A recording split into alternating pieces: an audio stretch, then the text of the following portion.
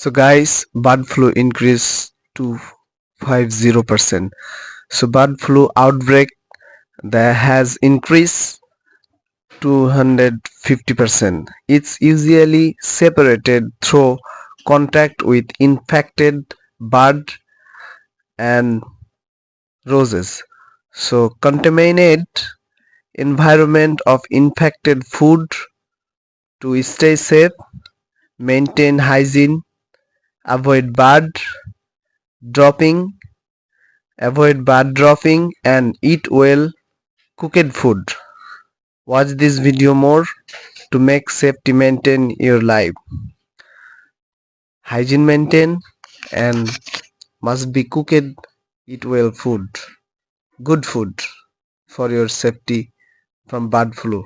Personal advice: use mask when you outdoor.